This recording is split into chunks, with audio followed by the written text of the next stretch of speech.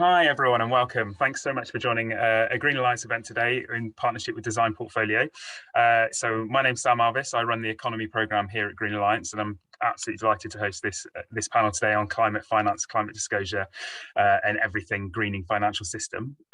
We are 17 days before COP, where governments around the world are going to make a series of new pledges that hope to keep us below 1.5 degrees. And vital to this is going to be action from the financial and the private sector. But research this year by WWF and Greenpeace found that British banks alone are financing companies responsible for emissions that are almost twice the UK's own domestic emissions. But the UK government has pledged to be a leader in green finance, both incentivising money towards low carbon solutions and also regulating to disincentivise finance towards fossil fuels. So to understand how we might make progress, we've got an absolutely brilliant panel today. We will begin with opening remarks from one man who will be at the forefront of Glasgow next month, New Zealand's Climate Change Minister, James Shaw, whose government has really led the way on climate disclosure. We'll then turn to our panel to discuss New Zealand's policy, COP and directions for the UK. We have Zoë Knight, who's Managing Director at the HSBC Centre for Sustainable Finance, Carsten Jung, Senior Economist at the Institute for Public Policy Research, who before that worked for the Bank of England, Bess Joffe, who's Head of Responsible Investment at the Church Commissioners for England, and finally Martha McPherson, who's Sustainability Director at Design Portfolio. So we've got a huge amount of content to get through across the public and private sector, from disclosure to decarbonisation, and we want to make sure we get in all your questions in an open and I hope a bit of a challenging discussion as well. But to kick things off, I'm absolutely delighted to pass over to James, and I think a Green Alliance first to be hosting a Kiwi at one of our webinars. James, over to you. Tēnā koutou katoa, ngā mihi nui kia koutou, and good morning, or good evening, depending on where you are in the world. Sam, thank you very much for having me along. When I was in opposition, before we got into government in 2015, I was over at the Paris talks and walked into the back of a conference room at which it turned out Mark Carney and Michael Bloomberg were launching the task force on climate-related financial disclosures. And one of the things that they said really struck me, which is that there are around the world trillions of dollars of unquantified, undisclosed risk sitting on corporate balance sheets relating to either the effects of climate change on companies' fortunes or on things like stranded asset risk.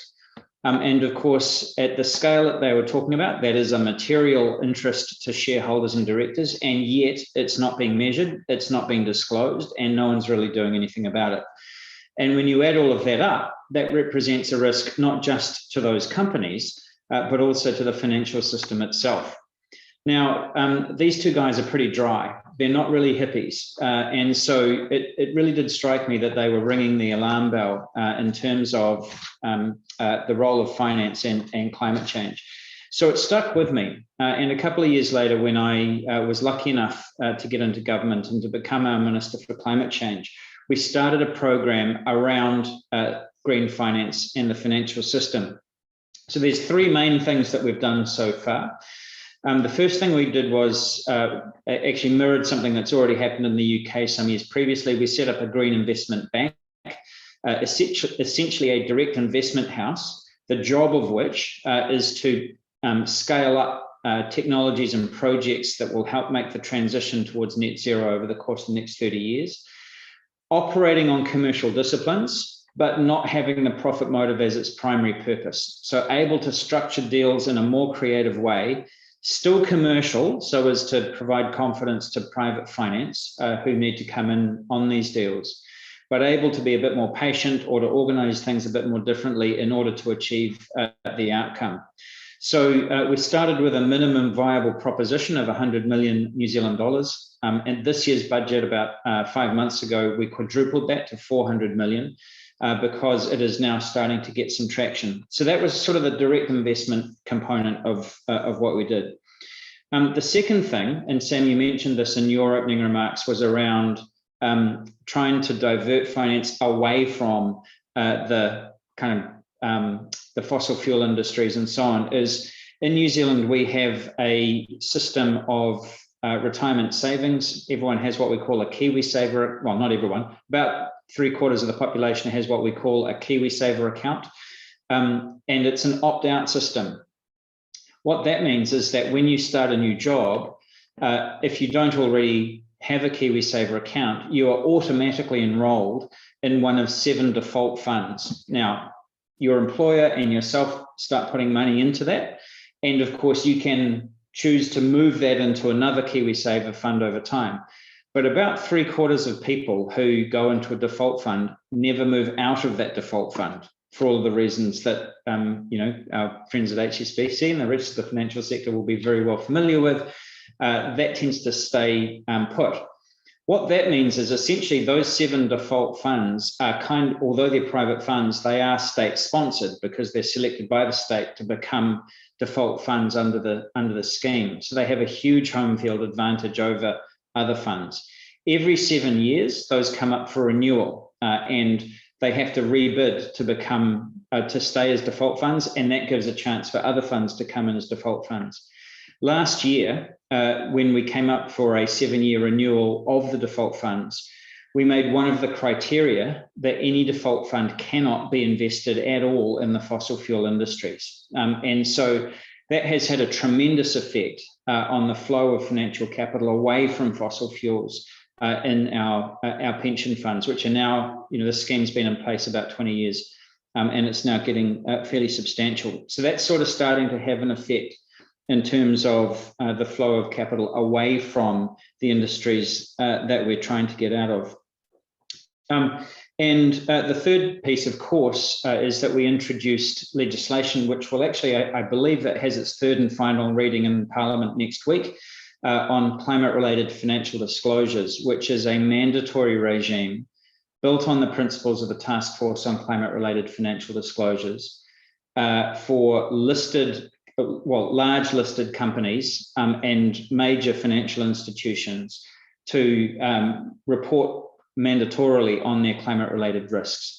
And so I'm really proud of that because we just managed to squeak in ahead of the United Kingdom and be the first country in the world to move to mandatory reporting of climate-related risks. But at the same time, New Zealand, shall we say, is a different scale from the UK when it comes to the financial sector. And so part of the issue for us is going first when normally we're an importer of standards. And so one of the things that we've been working through there is having our external reporting board who are developing the standards, working with institutions in the UK in particular, but also around the rest of the world to develop the taxonomy around what it is that companies need to be reporting on. So that regime will kick in from 2023. It'll get phased in because, of course, this is very early and there's capacity issues and human resources issues with people who don't know how to do this yet because it's never been done before. And so we're going to have to work through all of that. But you can see that directors and management and shareholders are getting on top of something quite quickly that they hadn't gotten on top of before. Now, the net impact of all of these things, it's still really early days. So it's kind of too early to tell precisely at what scale the shift will occur. But if you read through things like the magazine of the Institute of Directors and so on, you'll see that it is already starting to have quite a significant level of attention at the boardroom when it hasn't for most of the 30 years that we've known about climate change. So we really see the flow of capital as one of the single most important, not by itself sufficient, but still a necessary and critical component of the transition towards net zero. And obviously, there's both the supply and the demand side. So what I've just been describing is primarily about the supply of capital. We also need to make sure that there are investable projects. And I think that that is really the next phase of what we're talking about. So next May, we'll be publishing a emissions reduction plan for the country. This is a mandatory requirement on the government under the Zero Carbon Act that we passed last term. And in it, it will outline our plans for the transition in transport, in electricity generation, in industrial heat, in waste, and in agriculture and forestry. And most of these, of course, are actually infrastructure plays. And so we have a huge need for investment in new generation infrastructure in all of those sectors. And so what I am hoping and intending is that the work that we've done to align those financial system settings will start to point towards those really significant infrastructure shifts that need to occur over the coming 5, 10, 15, 30 years and so on. And so I think you'll see a lot more of kind of matching capital to projects over the coming year, of course. One area that's underdeveloped in New Zealand so far is in green bonds. And I know that there's an increasing amount of interest in that. Auckland City, our largest city by some magnitude, did a green bond issue to help finance its public transport infrastructure. A couple of years ago, it was massively oversubscribed, and of course, with very reasonable rates. And so that's leading to more interest, including at the central government level as well. And so I think that'll start to point towards the future of the financial sector and the climate program here in Aotearoa, New Zealand. So I'll leave it at that, but that gives you a little bit of context. Like I said, New Zealand is a very different scale than the United Kingdom, but I do hope that we can go first and help to show the way.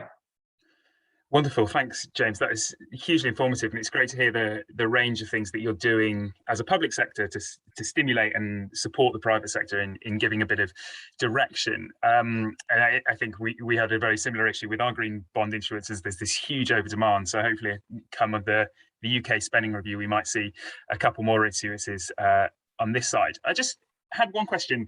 It's really interesting to hear you talk about New Zealand's role in going first, but perhaps at a different scale, and how you see climate action, climate finance with New Zealand's role in the world and potentially New Zealand's economic competitiveness as well, and what you see the rationale as a government for doing stuff on this. Yeah, look, if you had to say when it comes to the global challenge on climate change, what is New Zealand's competitive advantage? You wouldn't pick finance as the first sector to focus on. You'd probably say, well, agriculture, right? We've got a very highly productive, very efficient agricultural sector. There's a lot of innovation going on. They're the largest part of our economy, and they occupy about 48% of our emissions profile as well.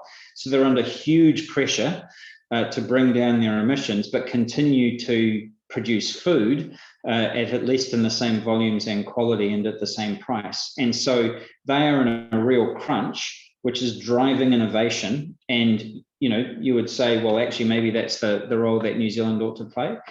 And it is one that we are hoping to play. And within a couple of years, I think we will be the first country in the world to have an agricultural emissions pricing scheme up and running as well. Which can I say is a whole lot harder to get through than green finance.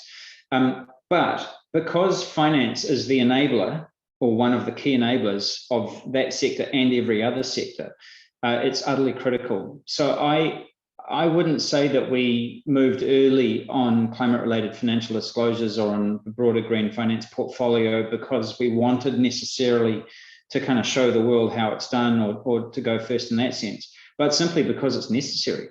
If you try to transition your economy without paying attention to the flow of capital, you're just going to find it, pushing the proverbial uphill. Wonderful, thank you. Great. So let's move on to the rest of our panel to discuss their perspective on some of the things James said and some of the things we're doing. So, Bess, if I could start with you, you're obviously managing a sizable portfolio. I think you mentioned in the realm of sort of 9 billion. I'd be really interested in the Church Commissioner's perspective on current policies, how you see as custodians of that endowment and the climate finance agenda. These are all incredibly interesting and challenging aspects of the discussion. So as you said, the Church Commissioners for England is an endowment with AUM currently around £9.2 billion.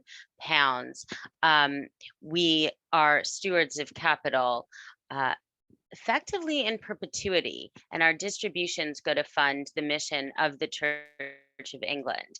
And as an asset owner that's invested across the global economy and also actively managed, we have a serious alignment between the values of our stakeholders and the value of the portfolio and the returns target that we have to meet. So we're this really unique asset owner situated where the value and values are quite perfectly aligned, and it's an absolutely incredible platform and opportunity for us to be able to play a role in the economic transition that needs to happen. So we became, so if you go back to 2015, the national investing bodies, which includes the church commissioners, passed a climate policy excluding the worst types of emitters from our investment universe. So that was kind of the, let's say, the old school way of thinking about how to put your money where your mouth is, or as it were, not put your money where your mouth is.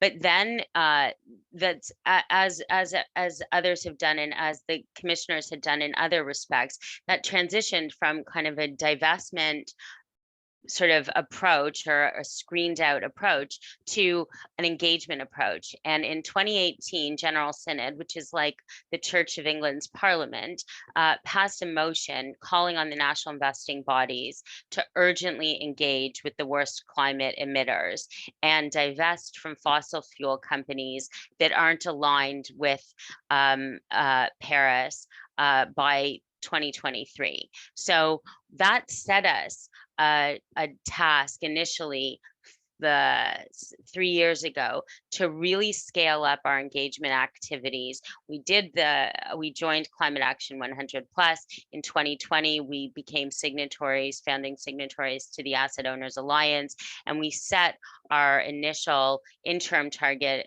for 2025 at an intensity reduction of 25% of our emissions against a 2019 baseline, and that's across pieces of our property portfolio as well as pieces of the public equity portfolio. So there are a variety of efforts that we're undertaking with respect to policy level commitments, portfolio level commitments, and then specific engagements that we're undertaking. We've been able to see some positive outcomes with some companies that we've engaged with, having co-founded the Transition Pathways Initiative and focusing on holding companies to account against transparency and disclosure obligations in their own target setting. We also were founders and with the IIGCC of the Net Zero Banking Investor Engagement Initiative, and we're really encouraged by the conversations that we've had so far with the financial services companies that we're engaging with. Although the commitments there needs to be more transparency and disclosure around that. The other piece of the puzzle for us is on the policy side of the engagement, which the public policy level. And there's so much that we as an investor can do, and we're not the biggest investor at any table. We have a great convening voice, though, but we can't do it without governments and regulators being aligned with us. And so that's a part of the work that we undertake as well. And we do that in a variety of ways, playing into consultations, feeding into views. We also have bishops from the Church of England who are in the House of Bishops as part of the House of Lords, who help comment on draft legislation. And we also have our second Church Estates Commissioner, who is an MP in the Conservative Party. So there are a variety of ways that we play into that. But of course, that's UK centric. It's also a global challenge for us at the public policy level. I'll pause there, though. I think that's wonderful. A lot. Thanks, Bess. You mentioned a lot of actors there and I think we'll get onto this relationship between the private and the public sector in advancing regulation. You also mentioned the divestment movement and the General Synod sort of setting internal rules. Where do you think it's a mix of those three things that have encouraged the Church Commissioners to act, or has pressure come from one particular place that has driven a change in attitude from your investors? It's it's a good question. I mean, we have the Church of England has something called the 5 marks of mission to kind of lay out the principles for the church. One is to protect and enhance God's creation, so the planet, and that is that's one of the drivers behind the focus at General Synod on climate change. But actually, you could take it from a completely different level and say, as an endowment that needs to be around in perpetuity, it's a risk to the portfolio. We have, a significant amount of real assets in the portfolio, and we're also completely exposed to the global economy. And so part of being effective risk managers and effective investors to attain our returns target over a very long-term horizon also dictates that we manage this risk and also, frankly, participate in solutions and invest in solutions through the portfolio as much as we possibly can. So again, it comes to that kind of perfect overlap between value-driven and values-driven approaches, and this really harmonized outcome as a result of both of those things feeding into our approach. Brilliant, thank you. Well, that seems the perfect transition to bring in Zoe on HSBC's view of the overlap between values and value. And in particular, I know you'll be at COP as well. We're really excited to hear about some progress on the Glasgow Financial Alliance for Net Zero. Over to you, Zoe. Thanks, Sam, and it's a delight to be talking with everyone today. So just to place us into context a little bit and highlight where I'm coming from in this. So HSBC now has around 40 million customers working across 65 countries and territories. So we really have this kind of global thinking around how to deliver net zero outcomes. And so when we placed our net zero ambition at the center of our strategy towards the end of last year, we really needed to do 2 things. One, address our operational emissions, which is the obvious point. But the second and more complicating factor is looking at financed emissions. And if you think back from last October to now, the progress that the financial sector as a whole has made on approaches, methodology, engagement, just really working through what financed emissions means and how to address them is we've seen significant progress. So that's crucially important. But where the role of regulators and governments come in is in helping us to harmonise our approaches. So we can take the lessons learned of TCFD, and TCFD, I welcomed the New Zealand approach to making TCFD mandatory, because that is absolutely the way forward in helping us to understand a little bit more the progress that's being achieved across our clients. And we need that in every country. But this harmonized thinking so that we, the financial sector, can demonstrate progress on how we are supporting real economy emissions outcomes. So if we learn from both the TCFD and the labelled finance market, those 2 activities have really created an environment which has taken us forward. So the Task Force on Climate-Related Financial Disclosures was born out of an ask from the Financial Stability Board when Mark Carney was chairing the board, and launched at COP21 in Paris, sorry. So what that really did was set out some guidance for risk management, but coming from the context of financial risk, climate-related financial risks. And so that put it at the heart of the financial decision-making thinking and under the governance umbrella of large organizations.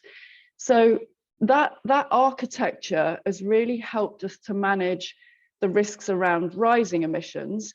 But what the system as a whole is trying to do now is reallocate capital to make sure that emissions are on a downward curve to get them to net zero by 2050.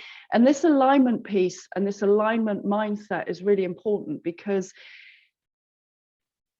investing new capital is important, for how the economies will evolve, but changing the capital stock that is already embedded in power utilities, oil and gas companies, steel, cement, real estate, the capital stock that is driving our existing economic architecture really needs to shift to be net zero aligned. And that means that every single sector of the economy needs a credible transition plan. And as financial institutions, we have to engage to understand what those transition plans look like, so as to know whether or not they're going to be on track to actually translate into real economy emissions outcomes. So this disclosure piece is crucial for that, because if we don't sort of have that transparency, we won't be able to make sensible decisions about who's on track versus who's off track, actually understand what a good pathway looks like for a steel company or a cement company, those companies that are really energy intensive today and crucial for our underpinning economic infrastructure, but actually we know that they need to do more to get to a net zero emissions environment. So we've made so much progress, but we still have a lot of challenges to work through, and that's why the Glasgow Financial Alliance for Net Zero and the umbrella that brings to the Asset Owners Net Zero Alliance, the Asset Managers Net Zero Alliance, and the Net Zero Banking Alliance, bringing that overall layer means that each of our entities can hone in on the levers that are most appropriate for them. So for instance, within the asset manager, asset owner community, as Bess alluded to, engagement is a really core pillar of the strategy. Whereas for banks, we can hone in on sort of the policies that we put in place around risk management and specific sector initiatives. So we're all addressing the climate problem, but we're all coming at it in a slightly nuanced way. And of course, that nuance makes it hard for the external landscape to really see what we're doing. So I'll pause there for now and look forward to the discussion. Brilliant, thank you. There's so much I want to get into there, particularly as we had Ed Miliband give a speech at Green Alliance yesterday where he called for having mandatory transition plans, and I want to talk about that in the context of COP, particularly James and Zoe, your perspective. But first of all, I'd like to turn on that note to Carsten, who, as well as being one of the UK's influential economists now, spent many years in the Bank of England working on TCFD. Carsten. Hi, and thanks everybody for your contributions, and congratulations to New Zealand for spearheading the implementation of the TCFD and making it mandatory. I guess perhaps to as I said, I was on the as Sam alluded to, I was at the Bank of England before my current role, and I was working on climate with Governor Carney during the time when the TCFD was implemented. So I think it's worth taking stock of how far we've come and where we need to go next. So this was an initiative that was voluntary. So banks, asset managers, but also real economy businesses came together to develop ways in which they could disclose their climate risks. And they are, if you look at the recommendations, which, by the way, the UK is also in the process of making mandatory. If you look at the recommendations, they are very broad. So they ask firms to disclose, what their strategy is around climate, what the degree of board oversight is around climate, but also what some of their activities are, what their emissions are. So it's very broad. And if one looks at the current state of disclosures by firms, it is very varied. So very different firms within the same sector will have very, very different types of recommendations. And in a way that was by design, because in the beginning, people didn't really know what good climate disclosures look like. And the idea was to encourage a diversity of disclosure, and so the market could see what is good, what is useful, and what is less useful. And I think we're now 4 years after the recommendations have passed. We have come to a place where we have a much better understanding of what good looks like. And I think this is why this is the right moment for governments to say, right, we can now zero in on the useful things and emphasize these and make this mandatory, because the market has spoken, so to speak, and we can narrow down.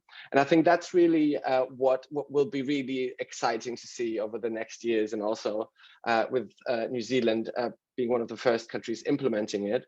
It will be really interesting to see how those details and evolve, and how the what the focus will be on.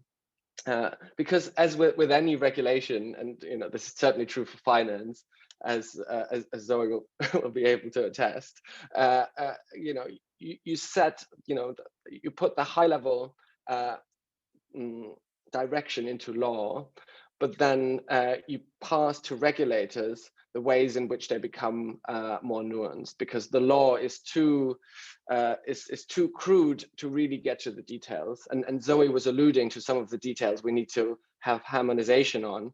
And I think this is really where the action is. So what, when you disclose your climate transition plans, how exactly do you disclose them? Which emissions do you include? Which time frame? How do you do this if you have a portfolio and you invest in lots and lots of firms? So these are really important questions that will allow people to understand disclosures properly and compare them. And sort of the next stage is this sort of guidance. So once TCFD has been put into law, this guidance is where the action is.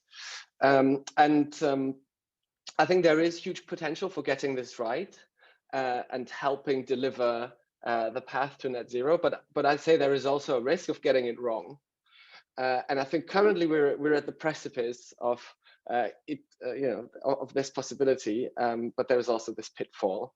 And one striking fact, I think, that illustrates the risk is that if you work in a bank and you download, you go to one of your favorite data providers and you download the environmental performance of different firms and compare one provider of environmental climate assessment with another data provider, which all use publicly available data, including firms' TCFD disclosures. Often two data providers will give you completely different answers and this is exactly because we have this diversity of disclosure practices. And also the data providers will use different data inputs to generate their ranking of how well a company is doing. And that's why there is, in some cases, a justified accusation of sort of green investment indices or green investment practices. There is an accusation that it's greenwashing, because you can pick different indices to tell you different things. And I think this is the risk we need to address. So really try to introduce rigor, try to get harmonization as much as we can, exactly as Zoe was saying. And that will then allow investors to really distinguish what is a truly green company to invest in, and what is a firm that is less green. Brilliant. I'll stop there, and yeah, looking forward to the discussion. Great, thanks, Carsten. Yeah, I think that's exactly what we need to get into, is particularly what we're pushing and how we're getting to that potentially out of COP. Martha, I know Design Portfolio doing a huge amount at the moment trying to harmonise between businesses. So I was wondering if you could talk a bit about some of your clients and how they're coping with current regulation before we talk about where we might go next. Yeah, absolutely. Hello, good morning, good evening, kia ora, everyone. Thank you so much for joining us. My name is Martha McPherson. I'm Sustainability Director at Design Portfolio. For those of you who haven't heard of us, we're a comms, digital and sustainability consultancy agency trying to get companies to think about meaningful sustainability strategies that support the business ecosystem and the natural ecosystem over long periods of time. And we're good friends of Green Alliance, so we've been working with them for a little while, and it's great to be here co-hosting with them. This event started out over the summer as Sam and I kind of chatting, discussing our research and project work on the TCFD, and realizing that the different stakeholders we engage with, the kind of policymaker forums, the public sector bodies that Green Alliance is working with all the time, and the business world, the corporate sector that we talk to, don't always have a forum to discuss climate disclosure together. And particularly when I'm talking to kind of C-suite and senior teams of companies that are looking at reporting on TCFD, and finding the pain points, finding where it is hard, where it's not kind of harmonized, where it's, some of the detail is quite vague and you're being asked to, demonstrate materiality at company level. And then at the same time, Green Alliance is talking to organizations like the Bank of England to share critiques and to share builds on the mechanism itself. We kind of felt like there's room here for these groups to be talking together. And I think the point that Carsten made about taking stock at this juncture is hugely important. I absolutely agree. It's time to kind of narrow in on the guidance for all countries that are undertaking mandatory climate disclosures. And there's obviously, of course, different geographical, different scenario related points to be made for different countries that are taking on these disclosures and for different industries as well. So I think we're only going to look towards better nuance, more guidance, and hopefully getting companies that have started that reporting in a pre-mandatory way involved in co-creating that guidance, I think is hugely important.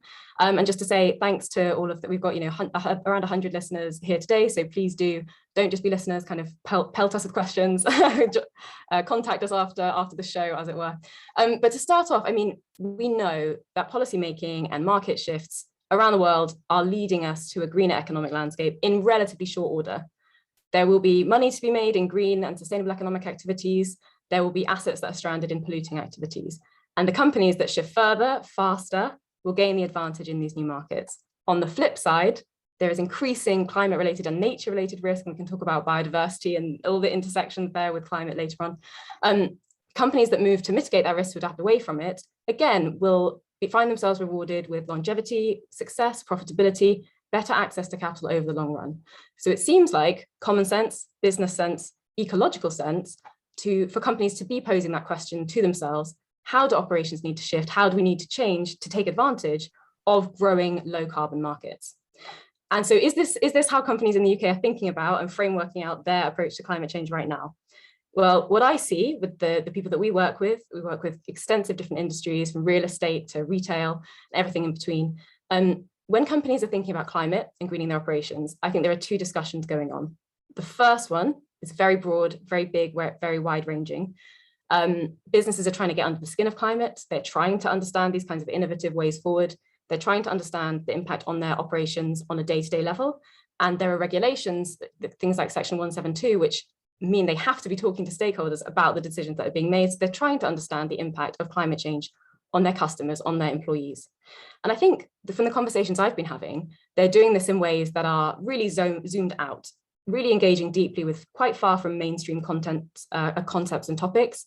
I've had discussions with real estate and construction companies about things like the just transition, how to build fairness, how to build equity into their transitioning business models.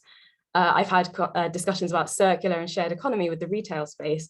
There are clients of mine that are thinking about precautionary approaches to policy, internal policy change. These are big things, and I think it's really worthwhile understanding that sometimes businesses aren't using the same jargon, the same technical terms that you might be seeing in public policy, but we're all talking about the same thing, and often the outcome is very, very close. However, I would say that's the big discussion that really answers to my point of aligning and looking for value, looking for exciting opportunity within the greener economy that we're seeing develop. But there's a second discussion, and this is one that everyone, I think, at least in the premium listed space where regulation, especially on TCFD, is becoming mandatory, that everyone is having, and that's about compliance. And that's a much narrower discussion, to be honest. I was in a webinar yesterday with a client of ours in the real estate space, a lady called Helen Drury from Tritax, and she shared a quote that I think I'll pass on because it's really useful. She said, compliance is just one step up from doing illegal things, from illegal activity. And I think most companies don't want to be seeing themselves as that one step up. They want to be actually far more than just compliance. But the discussion that they're having around compliance is quite complex. They feel like they're being landed with new things all the time, new acronym soup everywhere. So I think it's really important for us in this group, in the viewers that we have here today, in the green and climate community, to remember that for a lot of businesses, whilst we think climate change is principal risk number one, there are a lot of leaders and decision makers for whom it is actually just quite scary headlines. They're not that deep in the science, in the economics, because that's not their day job. And there's arguments about whether it should be or shouldn't be, who should be responsible for governance, who shouldn't be. And for, TCFD is building on a lot of reporting requirements that already seem quite arduous. So I think to my mind, there's a really ambitious conversation going on in one part of the kind of business arena about what can be done, how can we gain from this, and how can we mitigate risk, and a genuine sense of what Bess and what Zoe have been saying about how can we make sure that value and values align towards a world in which our business has longevity and our kids also have longevity.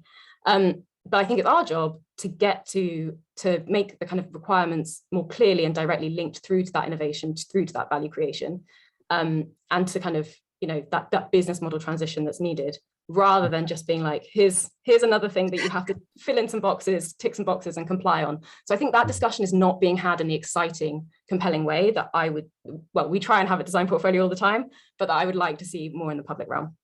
Great, thanks, Martha. And I think so. We seem to be pooling around a set of work to be done between the green sector and businesses on helping negotiate and unpack current regulation. I think actually New Zealand, the UK have a history of being quite pragmatic, innovative regulators, and potentially a big opportunity to do that.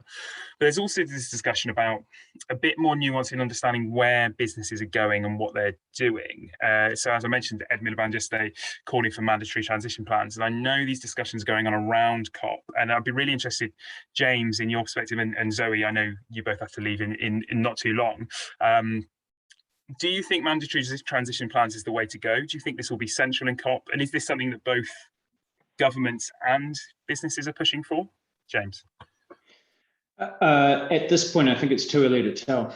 I mean, we're only really just getting our heads around the idea of mandatory reporting. And I think the idea of then transition plans will inevitably stem out of that. Once you've got a couple of years down the path where boards start receiving their first set of reports, wake up to the scale of risk that they're exposed to, panic, and say, well, what do we do about that? I think that then will lead inevitably to conversations around, well, you know, how do we then start ensuring that we can you know, reduce that risk, right? And that kind of transition planning, I think will inevitably become a part of that. But at the moment, I'm detecting it more as a good idea, whose time is probably not quite yet come. But of course, we were saying exactly the same thing about mandatory climate-related financial disclosures 5 years ago. And now I think, I mean, the UK and New Zealand are the first to put it into law, but I understand that there's something like 63 different central banks around the world who are discussing it with their governments. So I think it'll move quickly. Fantastic. And Zoe? And just to build from that, from James, I think, you know, if you do fast forward 5 years from now, it wouldn't be a surprise that transition plans become mandatory. But right at this point, it's not really practical for a globally diverse corporate, if they're in an industrial sector, to know exactly what that credible plan looks like in all of their geographies, because in many cases they might be reliant on the domestic power mix and how fast that transitions itself. So they can set out guidance for how they think they are going to address the climate problem, but that's going to need to iterate over time. And one of the things that you do find sometimes is people kind of anchor onto a particular signal. So if a company obviously talks about a strategy, then the entire focus becomes delivering the strategy, which may well make sense, but in this climate landscape, we do need to iterate. Like, we do need to improve when new information becomes available, and we do need to be flexible in thinking, well, this might work for this geography, but that might work for that geography.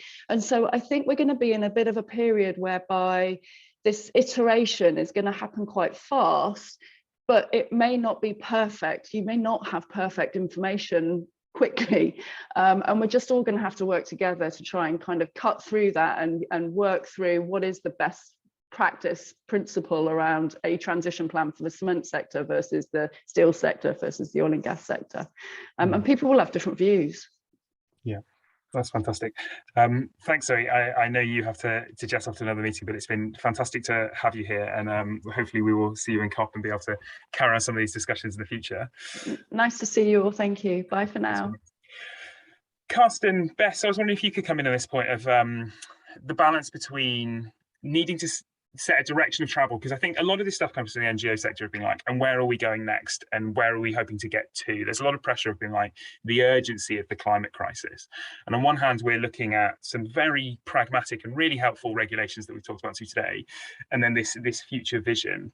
So I was wondering if you could talk a little bit about, maybe Carsten, from your perspective of developing a regulation, but also Bess as having to negotiate it, what you think that balance between urgency and pragmatism is when it comes to climate finance. Sure, that's a really great question. I think on urgency, I think there's two types of urgency. One is to make disclosure rigorous, and then the second aspect is implementing climate alignment, or requiring climate alignment plans. And I think the urgency on the making disclosure rigorous is ubiquitous. It's not just sort of climate activists. It's also when you speak to people in industry, you know, some of them are despairing over the current state of climate data and the way disclosure is happening. You know, let's not let's say it as it is. In the finance industry, a lot of people think climate disclosures are not very useful, including a lot of TCFD disclosures, because there's just no narrow enough standard. So I think the urgency needed is really to, it comes from the users of this data as well. It comes from the investors, and I think there are various aspects to that. But take climate targets. So this is not even saying, you know, make your climate targets mandatory, which would be the ambition point. But just, you know, a lot of firms have climate targets, but they're just not very clear. They often wouldn't state what the coverage is, or it's very vague. They often wouldn't state very clearly, what the time frame is, or it would be a long-term 2050 goal, but there wouldn't be an intermediate goal. And sometimes they wouldn't include some of the most important emissions. For example, for financial institutions, it often wouldn't include the financed emissions, meaning the emissions of the companies they own. Just making sure that firms that do disclose their targets actually stick to a common methodology. You know, it's really urgent just to make, basic sense of the data and compare firms. And then on urgency, meaning, actually making businesses align their portfolios with net zero. I think, also here people are despairing, and that firms are saying they're doing it, but the what's actually in portfolios often doesn't correspond to that ideal.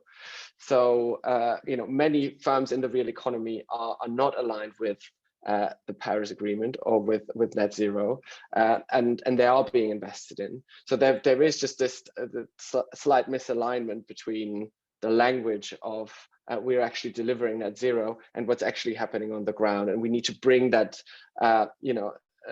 through more rigorous disclosure, need to bring that lack of ambition to light. Thanks, Carsten. Bess. And unmuting.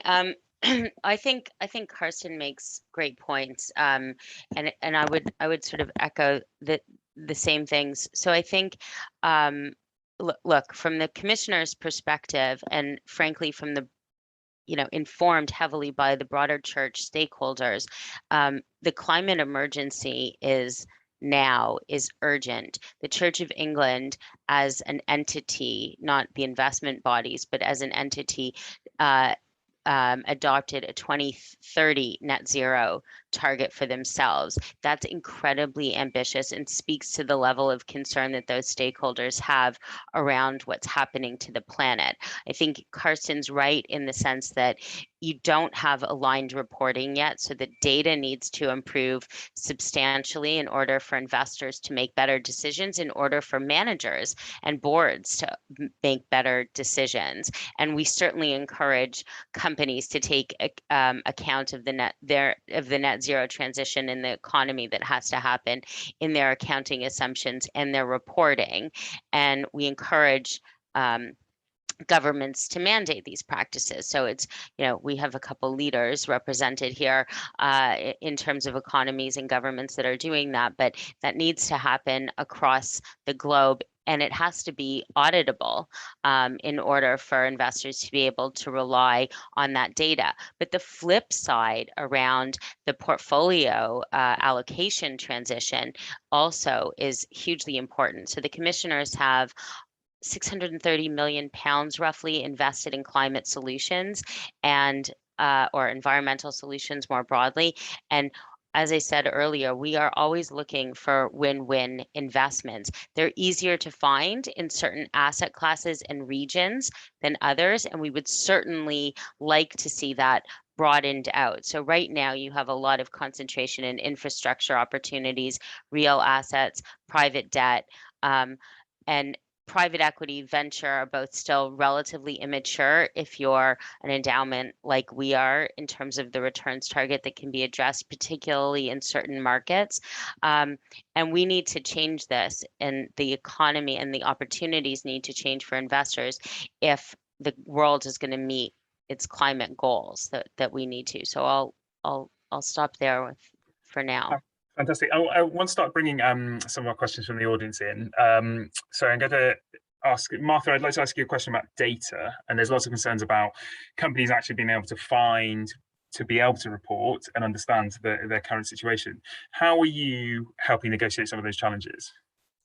Yeah, I mean, I think the data question is just a huge one. I think it's maybe even seems like a bigger question than it is when companies first address it. And I think that's true actually of climate reporting and climate disclosure in general. I think when you see the acronym TCFD, it's very easy to worry, to be concerned that you're being asked actually to do much more than you are. And to think, I've seen people hiring 6-month secondees from other companies just to get this work done in teams. And I think that if you are thinking about climate change in a way that is aligned with your business model and company strategy and have a sustainability strategy in place, you shouldn't necessarily need to be spending extensive kind of man hours bringing together this content. But data is a huge query. I think it's very difficult for, especially companies when you have a kind of global supply chain, global footprint, to make sure that you are standardizing the metrics, the measurements that are being reported. There are difficulties even in accessing the data. And I think sometimes this happens also when you've got subsidiary companies operating. You may have bought a new company and then realized that actually you didn't harmonize the data early enough on in the purchase of the company, and then suddenly you're being asked to come back and report, and you haven't. The company is not in a place where you can actually talk about the emissions, or emissions per hour, or emissions per 1,000 workers, or emissions per passenger mile, or whatever it is, in a kind of really harmonized way. There are definitely hiccups, and I also think that data collection itself relies very heavily on you engaging your employees in doing that work. And if you haven't set from the top, from the board, your climate ambition, getting your employees, getting engineers from multiple different countries, different subsidiaries to go and collect data for you in a meaningful way, and you haven't brought them into the idea of why they're doing it, that's a real falling down point that's very much about the social factors rather than the kind of environmental factors that are under your control. Something that I would encourage people to go and read if they do want to kind of look at more statistics on both data and also how we're finding the kind of broad sweep of TCFD reporting, pre-mandatory reporting to be going, is a research paper that we did at Design Portfolio over the summer. We looked at, there's 102 companies in the UK that last year reported in a kind of pre-mandatory sense. We did a cross-section of these and we looked at how are they reporting against the 11 recommendations? How are they reporting on data, on the metrics and targets piece? How are they reporting? And we found actually where they're falling down. Data and metrics is one of the better areas of the 4 pillars. Strategy is the really hard one, and risk management is the other hard one. And strategy, people are finding it, very difficult to really meaningfully get down into things like scenario analysis. Really hard to do that heavy lifting to understand it. And that's where I think there is work for government to be helping supply or provide or point direction to standardized scenarios. The UK asks for disclosure coming forward next year for premium listed companies that they disclose on whether or not they've aligned to all 11 underlying recommendations, one of which is scenario analysis. And we found in our early stage cross-sector sweep of who's reporting, only 59% of companies are addressing all 11. And where they do fall down is on strategy, is on scenario analysis. And quality, as I think Carsten was saying, is hugely variable. TCFD cannot just be a beautiful double-page spread at the front of your annual report that has, exciting visuals and lines and tables, it needs to also make its way into the back end. That risk management integration into your enterprise risk management way of working is so important. And that has to end up with the C-suite, it has to end up with the board. So those are kind of my steps into where I think we're at with TCFD and what I think needs to, more nuance, more development. Fantastic. No, and I'd encourage everyone to read that paper, and perhaps Martha, if you can drop it in a link into the chat for our attendees. James, I'd like to roll a couple of questions we've had in the chat for you, perhaps into your closing remarks, because I know you have to go. And it's this balance between the public and the private sector. So we've had a question on, what's the one thing that you would recommend to other governments that New Zealand has done to help get on track for the financial system to 1.5, if you could only got the capacity or the resource to be able to do one thing? And then on the other side, I guess, what's the one thing you're looking to from the private sector to be able to help the public sector in moving forward and implementing some of this stuff? Look, that first question, it's actually a really hard question to answer because, of course, the financial system is so multifaceted, so interconnected, so interdependent. It's hard to sort of point at one thing and go, hey, if you pull that lever, it'll all change. And we're only at the beginning of our journey, right? I said that there were 3 things that we had done proactively over the course of the last 4 years. One of those hasn't even finished passing Parliament yet, and that is the climate-related financial disclosures legislation. But I do think of the things that we have done, that is probably the thing that is having the greatest impact because it has such a distributed reach across the corporate end of town and our large funds and fund managers. And it's sparking conversations in management teams and in boards and in the fund management community and in the analyst community that really, I think, had been highly theoretical and now feels to them quite real. And so it's probably had a broader reach than either of the other 2 things that we did in setting up the Green Investment Fund or even moving those default KiwiSaver funds out of fossil fuels. I think that, anyway, I'll stop there. And what was the other question? What do you want to see from the private sector in supporting you move towards 1.5? Yeah, well, actually, I don't have a lot to add to what Martha was just saying, actually. I think that we are only really at the beginning of our understanding, and we need to move towards standardization and kind of mass data that's comparable. And I think there's a recognition for that. It was actually a really easy thing for us to get agreement from the business community to get mandatory reporting. We put up the option of voluntary. And I think of the business community, when we consulted, we had about 86% of them who wanted to go to mandatory. Wow. And that surprises a lot of people because it's not often you ask the business community, hey, would you like more reporting obligations, please? And they say yes. But in this case, I think there are a lot of firms who wanted to go down this route, but no one wants to be the first in their sector to kind of,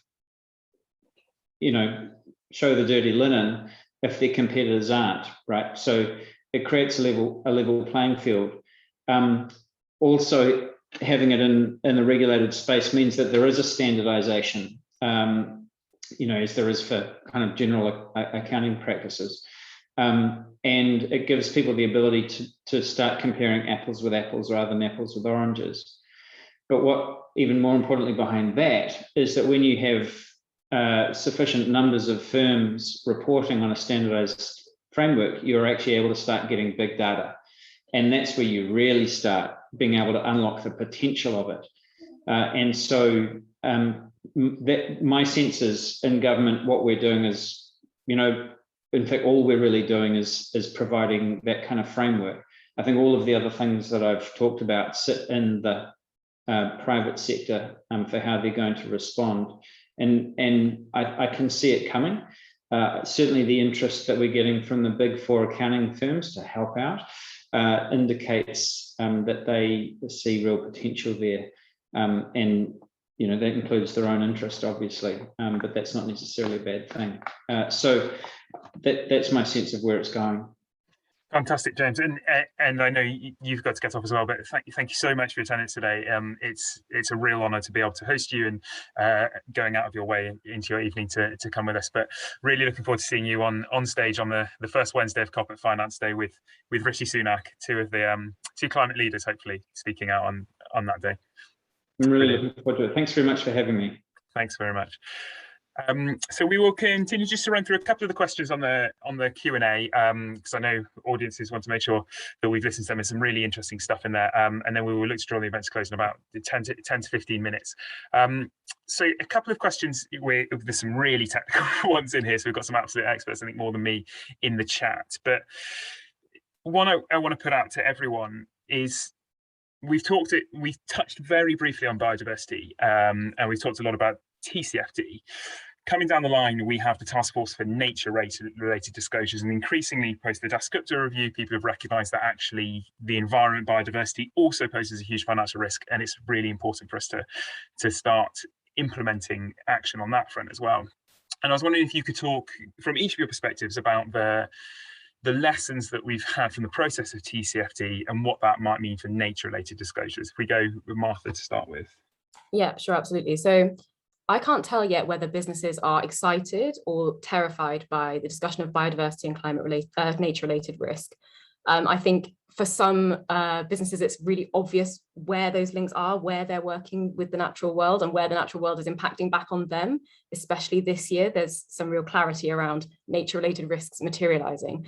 But a client mentioned to me this week that a lot of people think the E of ESG is emissions, not environment. So I think it's a really interesting place to start, because it kind of potentially overplays that focus we've been talking about for quite a lot of this session, actually, on greenhouse gas emissions, on that kind of data coming through as the key part of disclosure. And I think it's a really interesting, yes, we need to course correct on that one, because biodiversity, is hugely, it's all about the richness and diversity of the natural world. How can we ensure the richness of flora and fauna that we need to have the ecosystems doing well to support the economy that we actually live within? We've obviously just kicked off this week the other COP, the sister COP, COP15 in Kunming in China, which is all about this, aiming to get to protection and negotiate an agreement on protecting and conserving 30% of the natural world by 2030. We will see what comes out of that. The TNFD, as you say, Sam, is just around the corner. And, you have Boris Johnson saying things like Build Back Beaver in his speech at conference, like this stuff is bubbling up. But yeah, I don't think, from where I'm standing, it's commonplace discussion. I don't think people are talking about biodiversity off the bat. And I think the first thing we need to do is awareness raising. And if I can plug a little, I love plugging our research papers. We've got a research paper coming out just next week, which it will be about biodiversity, introduction, kind of demystifying nature-related risk.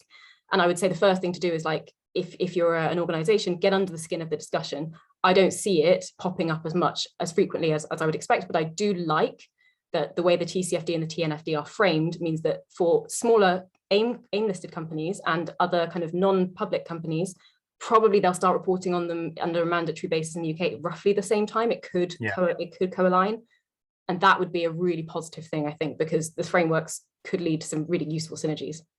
Great. And Carsten, your experience in sort of designing regulation, do you think it makes sense to roll nature into climate and do it as one reporting system? I think looking at how TCFD has been implemented, that there's still some big gaps on sort of the impact of a company's activities. So, for example, an oil firm today might report on, in their disclosure, but they might not actually report on, the most important climate impact they have, which is people buying their product oil and burning it. So there is a problem of coverage, and it gets more and more difficult if you roll it out into supply chains. So, if you are a steel producer, you might not necessarily in an emerging economy, you might not necessarily report on the impact you have on the water system. And so the further away you go from direct emissions and the more you go towards indirect emissions, the more difficult it becomes for firms to report, and the less companies do it. So I think here, for these type of things, is my lesson from the TCFD process is, you need government guidance. Just coming back to this, you need to tell people what is meant by indirect emissions.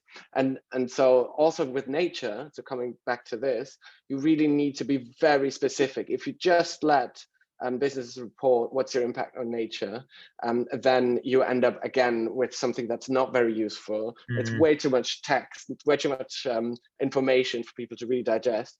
So we need to, I think really narrow in on metrics that are comparable between firms. So water utilization, pollution of nature, deforestation. Actually, a lot of these metrics already exist in environmental reporting metrics. So let's not reinvent the wheel. Let's go to the ones that have been established, that are comparable, and make them mandatory.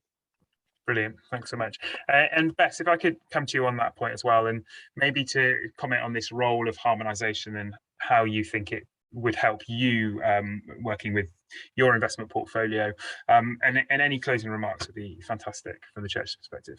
Sure. I mean, look, I think when I joined the church commissioners, we were only just starting to look at biodiversity and natural capital. We have a big footprint ourselves with our real assets portfolio. Gathering the data on that portfolio for what is the natural capital impact that we have is an ongoing process. It's challenging, it's lengthy, and I think I think our view would be different than Carsten's, which makes me a little bit worried. But for us, I think the data is much harder to get than on climate. Climate, in a way, has been a focus for so long that, and we're not anywhere near where we need to be on data, but we're further along in the specificity of the requests. And on biodiversity, it's much more nascent, right?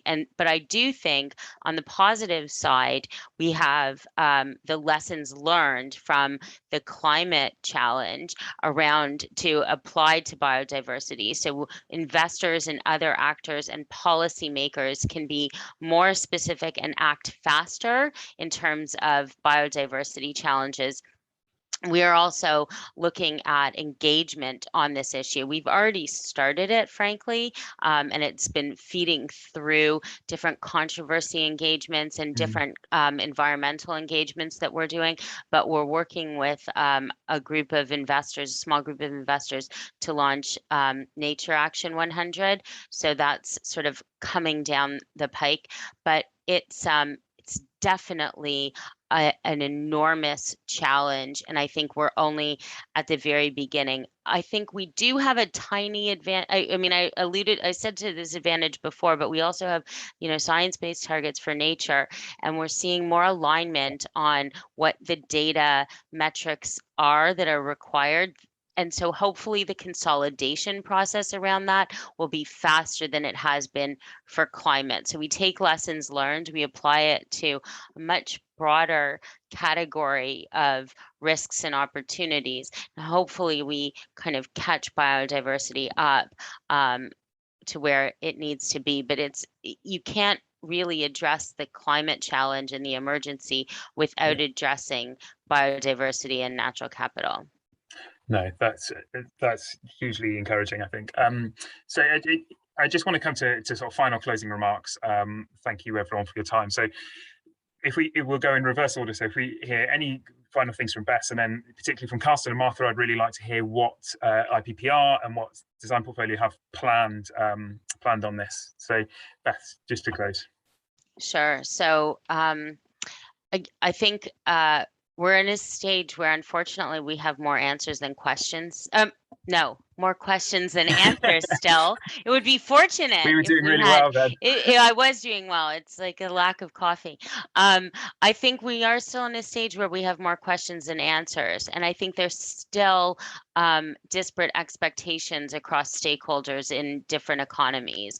I think where we need to see more opportunities for investors is certainly in emerging markets for investment opportunities and solutions, which are the economies that need it most. And so work constantly looking to invest in those solutions and create opportunities to encourage policymakers in different jurisdictions to improve the opportunities for investors globally. We think that divestment is a tool in the toolbox, but is not the sole answer, and is not going to get us to the systemic change that needs to happen in order for our entire portfolio to be net zero and aligned with the 1.5 degree scenario by 2050. And so we roll up our sleeves every day and go to work to unlock the potential, not only on the investment side, but also in terms of the collaborative power and the convening power and the voice that we have to encourage investors, portfolio companies, and policymakers to sort of try to cohere around common positions and approaches to really drive the change that's needed. So I'll stop there. Wonderful, thanks, Bess. Carsten, Martha, 2 minutes on what you're going to be focusing on over the next couple of years. Sure. So I think the big issue will be climate targets. So at the moment, about only 1 in 3 of the big firms have a climate target on how they align themselves with net zero. But actually, only in the UK, only 1% we have found in our analysis, only 1% of firms actually have a science-based targets where they really go into detail on how they can achieve net zero. And so what we'll be arguing for is to make good regulation. So regulation that is not asking too much of firms, but really zeroes in on the most important issues, namely, how do you set a good target and how do you report on it?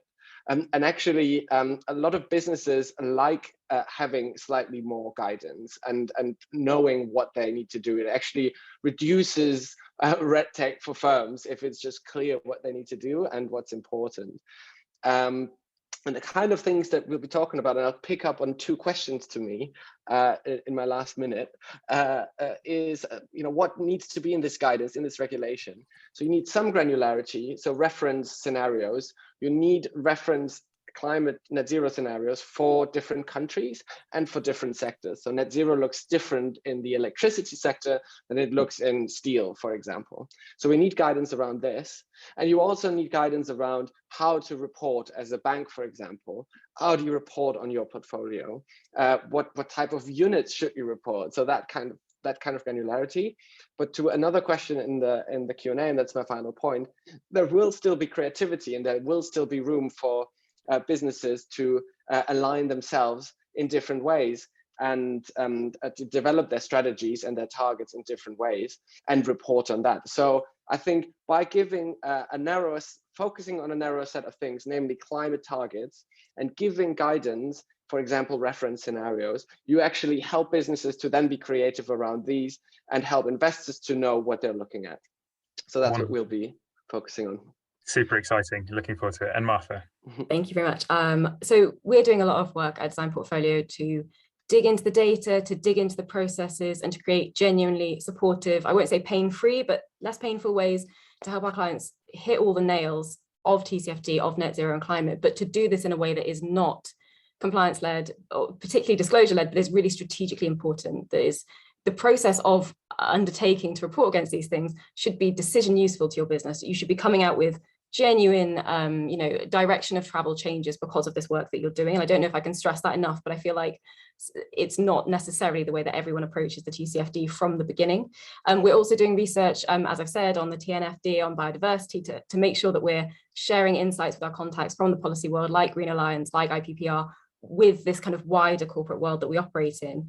And we're doing, thinking about research work on reference scenarios, making sure that our clients are aware of all the ones that are out there for different industries, for different geographies. And then it's finally worth flagging, this is just the first, and I think Sam might also plug this, the first of a couple of events that we're hosting together with Green Alliance. So we'll be doing something in about a month's time, more kind of in-person, maybe, hands-on roundtable with small groups of policymakers and business leaders to get to some of the kind of Chatham House rules discussions about climate disclosure, what's next, and how we can really talk openly and transparently about it with each other. And I think there is some role to play between business and government on hubbing, hosting, sharing best practice approaches to disclosures. I know that we're all potentially in competition. I know that no one wants to show their hand first, but an online platform or something that helps you just understand what's going on in this wider world, where we're going on biodiversity, where we're going on net zero, what is everyone else doing? That's something I'd love to kind of draw out and start working together with groups like this on. Brilliant. Thanks so much, Martha. And thank you all for coming. I think just shy of 100 attendees at 9 o'clock in the morning to talk about techie climate finance policies, testament to the quality of our panelists and the exciting work that's going on. So we'll definitely be doing more. There should be some really exciting announcements coming up, like I say, on that first Wednesday of COP, which Green Alliance will be taking a look at, and others. But just to say thank you again to our remaining panelists and all of our attendees today. Have lovely days, everyone. Thank you.